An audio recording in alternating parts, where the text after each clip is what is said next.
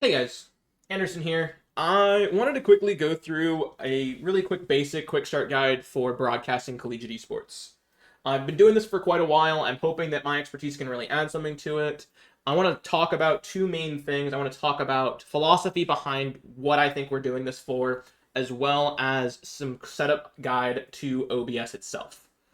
Now, the first thing I want to kind of talk about is I really think that streaming should be fun.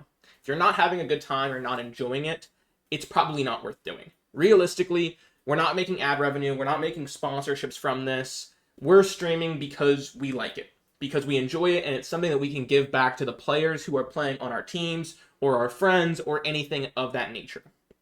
And kind of continuing on with that theme, because of who we're streaming for and why we're streaming, I think it's important that we know our audience. We're not a professional broadcast. Our viewers are typically going to be friends, parents, teachers, supporters, not really hardcore esports fans. So when we're streaming, we really need to focus on explaining specific objectives, any kind of game lingo or jargon that needs to be dumbed down a little bit. Use sports analogies, use general knowledge, try and make things make sense. You're playing League of Legends, talk about the gold difference, talk about the kill difference, talk about positioning on the map, but don't talk about things that are not going to make a whole lot of sense, like we have jungle prio. That's not going to bring anyone in, and it's honestly going to be a lot gatekeeping a lot of people out. And in addition to that, when we're talking about where we stream to kind of meet those people where they're at, Twitch is standard. Like, that's just the default for so many people. But YouTube and Instagram, I think, are going to give us a lot more reach when we're talking about where and who we are trying to bring in. Most of our fans are going to be found on these platforms. They're going to experience and know how to use them a lot easier than going to Twitch. It's a little intimidating to see a Twitch broadcast. So when possible, try to multi-stream. Attempt to do it on your computer if you can. There's plenty of plugins out there. Or look at cloud-based restreaming and see if you're able to do that for a low fee. I really think that that's going to be our next big thing to break into, is going to be streaming on Instagram, on YouTube. Kind of going in theme with that as well is I think we have to kind of do things that we're scared of a lot of the time. It's new things that are going to be the next thing that kind of breaks out, gives someone that opportunity. So don't be afraid to stream games you don't know.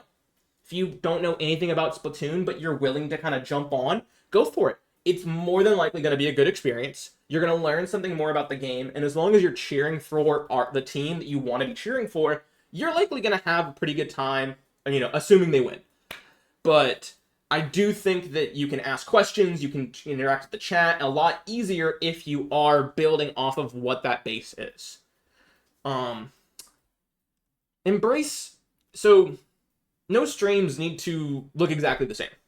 Rocket League broadcasts might be super professional and sports heavy and talking about awesome plays and super technical broadcasts because they all love it that much. But a League broadcast can be more laid back.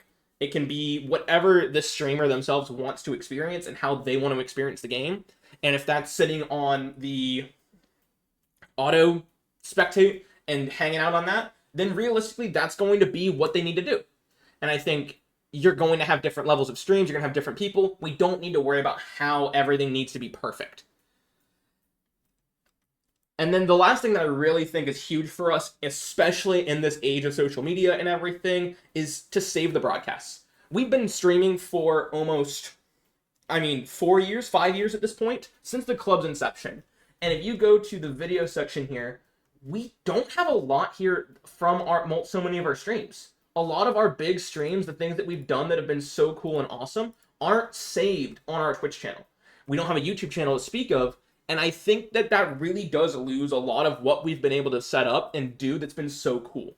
So going in, saving those VODs, exporting them, doing what you have to do is so important. I'm going to quickly go through the Twitch platform here for anyone that hasn't seen it before. We'll talk about what's important here and why I believe it can benefit us. And then we're going to jump into OBS, which I think is going to be our broadcast solution. So the first thing I want to kind of jump into is this is what you see if you are logged into your creator dashboard. This is what pops up. For most people, this is not important. We're going to go to the stream manager. And if you're logged into the Twitch account, you can go in here. You can also go into the stream manager if you are managing another account. So if I want to go to the Metashift League mod view here, and I can go in here and this is going to be what I see. Now this allows me to go ahead and edit the stream info, which is super important. So you know what game you're broadcasting, you know, you can set up what's the title of the stream and everything like that. That's going to allow us to make sure that all of these are up to date. Pretty simple. You click done. It also gives you tools to start predictions, check your activity feed. If you have chat, you want to moderate chat and everything. There's a lot of options here of what you want to do. I'll let you explore that a little bit more, but that does go into what I think is super important, which is setting up proper roles for the community. So if you go to Roles Manager here, you are able to go in and add moderators. You can add an artist if you want to shout out who your artists are. And the big one I think here is editors. Editors are going to be how you can quickly give someone the stream key and then allow them to edit the stream info without compromising the financials of the stream. Super important tech we can use to really keep our stream centralized on the Gator Esports Twitch account and continue allowing the players and the different team managers that opportunity to stream more and have a lot more freedom with how they're setting streams up. Now, I'm not going to get into too much else here. A lot of this you can probably Google for the most part. But when I say setting streams up, I'm going to show you guys what I mean. So first things first, we're going to go ahead and download a software called OBS. OBS is open broadcast software. It's a free open source solution that has a lot of community support and a lot of help when we are streaming. Now, I'm actually recording this exact YouTube video with OBS right now on a separate instance. Not going to show you all that too much, but I am going to show you what a blank OBS looks like. So you'll just click download. It'll come with an executable. It'll install. Super easy to use. Now, when you open it for the first time, it's probably going to look something like this. There's a lot going on here, or well, very little. But the big things that I want to jump into when we're looking at OBS is you can very quickly go up to the top here, and you have File, Edit, View, Docs, Profile, Scene Collection, Tools, and Help. Now, the big three that I use the most probably is probably Scene Collection, Profiles, and Tools. Scene Collection is super easy. It allows us to import and export different scene files. So for instance, I've set up a new scene collection for this exact instance just to show off for you guys, but I'm calling it UF, and you can export that as a scene JSON file. This would allow you to then export the full package and save all of the different data that you've set up in the scene and pass it on to the next person. That way we can build stream packages and send them out to our players, to our game organizers, so that they have access to what they need to set up the stream. Profile is a little different. So profile, I would always just set up a profile for the UF whenever you're streaming. Click on new. It'll ask you what you want to name it. I'm going to call it UF stream. And what I would do is you can start the auto configuration wizard. I always use the auto configuration wizard. I don't need to know all the crazy stuff going on. It makes it a lot easier. You click OK. Now I'm going to click optimize for streaming.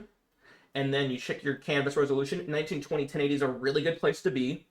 And I typically actually have to go 30 frames. My internet's not so good right now, so just been what I go for, but you can typically go for something like this.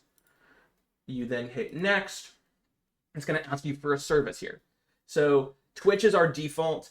If you were to use a custom like Restream or something like that, it's Restream.io is right here, Twitter's in here, YouTube, all of these. So custom, you just click your server and everything like that. Twitch is pretty basic. You click connect account or use the stream key. I would always recommend for the players and the people not managing the financials to use the stream key. You'll go ahead and go online. It'll tell you how to do that. You go and grab your stream key. I'm not going to show you all mine. But yeah, you can go ahead and grab this and then use that for your streaming. So go to show, but yeah, you'll go in here and you'll do that. I also always recommend prefer hardware encoding, especially if you have a graphics card. And then don't click test enhanced broadcasting. Do an estimate bitrate with bandwidth test. This is really good. So what this will do is it'll allow you to prep your stream so that you are broadcasting at the right frequency and not having too many issues. You can also rerun this as many times as you need. So when I say tools, auto configuration wizard right here. I would almost always go in and use this. It's super helpful, and especially if you're having stream issues or you're having frame drops, go ahead, close the stream, restart, run auto configuration wizard. It'll pull your bitrate down. It might jump your frames down, but it will get you back online as quickly as possible. In addition to that, we're going to go ahead and go through the rest of what's in here and what's important. So your scenes is here on the left. Scene 1, Scene 2, Scene 3. If you want to go in, you add another scene. These are your different layouts. So if you have multiple things going on or different scenes, this is how you're going to edit those. Your sources are your different sources per scene. So you can set up some universal audio sources if you really, really like. I don't recommend that. I think it's a lot more important to grab a audio input capture. We'll create a new one. We'll call it default, and it'll just be my microphone.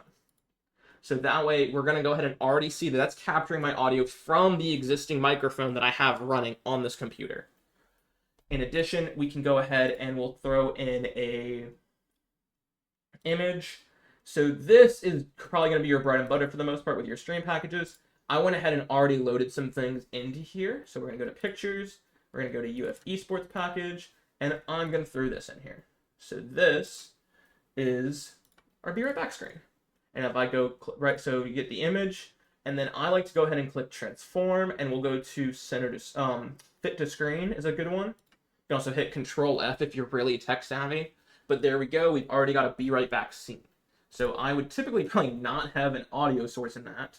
But we can go ahead and rename this to BRB. And now that scene is set up. And if I go back here, it's going to quickly transition back. So what you guys just saw was what's called a scene transition. This is a fade. You can add other scene transitions as you'd like. I like to add a stinger typically. I think stingers are really good looking. And you can go ahead and get a video file. So I might have grabbed a good one. Let me see. I did not grab a good one. But you grab a video file and you can do a GIF or something in here that can have an animated scene view. So what I'm going to go ahead and do is if we go to scene collection, we're going to go to meta shift. So this is my standard stream setup for a different thing. And what you just saw there when I transitioned that was that stinger. And so clicking on these, you can go ahead and you'll always get that stinger transition. Now this has a lot more going on here. We have logos, casters, all these different things, and everything's layered as well too. So like this is layered on multiple views. It's the same view. And you're able to share instances of your sources across different scenes like that, and they will be, when edited, always share that as well. Now we also have a few more audio sources. So like Spotify might be in here. You'll have your different captures as well too. So draft lulls in here, champ select music's in here. There's a lot that you can add in just using basic sources. I mean, everything in here is in OBS. You can get fancy and you can start messing around with editable text as well so that you can change the name on the fly. I think I had my name super tabbed over like that so the spacing looked correctly.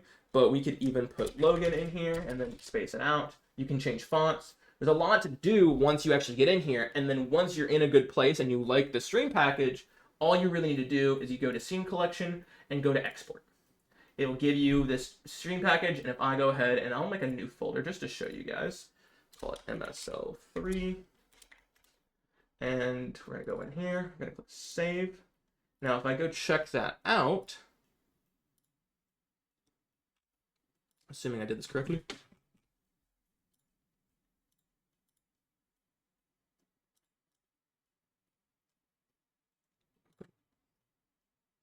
It's just going to be a JSON file. And if I open this with Notepad, let's really look, it's just everything that you have in here. And it's long. And it'll point at different items and everything like that. And so what you'll likely want to do is save this alongside your images. And then that way you'll just have to reconnect the images to the package. A lot of helpful answers out there on that for how to get that set up. All right, so, oh, that's the wrong thing. But here we go. So that's the kind of basics for getting an MSL stream set up, or I'm sorry, a stream set up, guys. There's a lot more you can do. You can mix audio mixers, you can add properties, filters. There's so much more you can do. But getting too far into it, I think, is going to be getting into the weeds a little bit. I would also recommend going into studio mode whenever possible, just because it does give you a little bit more of a, I don't know, I like to think it's a good way to handle your scenes in a better way. It just gives you a little bit more safety. This is your preview, this is your program, and that allows you to edit things on the fly. So if I need to change this image and rotate it 90 degrees, it can transition. It's there now, but if I go ahead and transform it, rotate it back 90 degrees the other way, this is not going to change. Yep. So guys, my name's Ben Anderson. If you have more questions, please feel free to ask me. This has been basics. I'm sure we can talk more about the higher level stuff, but realistically, the goal is just to get people off the ground and just to safely feel comfortable streaming and having as much fun as possible and going from there.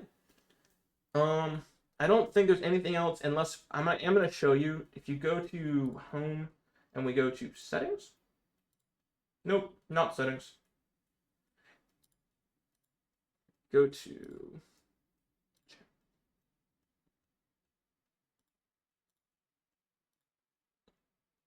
settings here.